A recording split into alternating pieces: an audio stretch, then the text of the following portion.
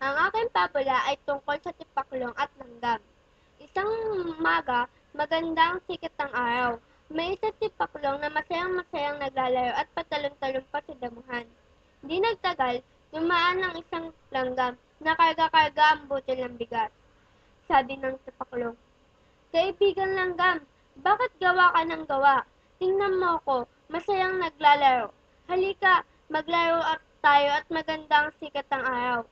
Anya niya sa kaibigan si Langgam. "Salamat, mahal kong kaibigan, ngunit marami ako pa akong hakuting pagkain. Kailangan ko itong gawin upang pag dumating ang tag-ulan ay may sapat akong kakainin, sa gayon ay hindi ako gugutumin." Ang sabi naman ng Langgam. Ang sabi naman ng Tipaklong, "Matagal pa iyon. Tingnan mo, napakaganda ng sikat ng araw. Kay sarap sumayaw.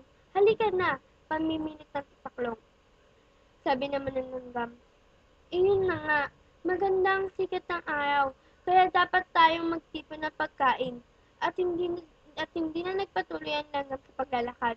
Naiwan ang tipaklong na patuloy na naglalaro sa damuhan. Maghapon siyang sayaw ng sayaw at pakanta-kanta. Sumapit ang tag-ulan. Walang makain si tipaklong.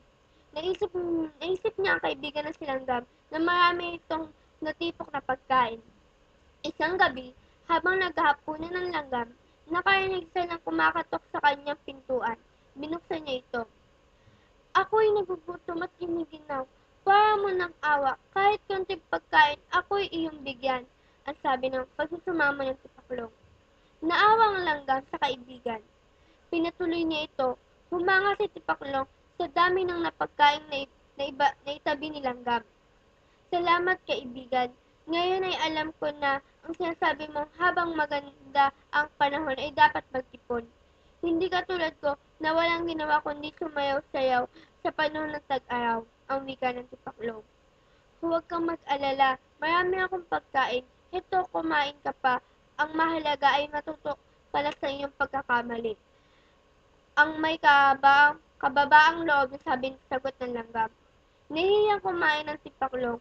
Masaya masaya naman si langgam sa nakikita niyang pagbabago. Ang magandang ang aral doon ay dapat maaga pa lang ay gawin na ang dapat gawin, hindi yung pinapaabot mo pa sa susunod na araw. Ako si Melissa Pineda at ang aking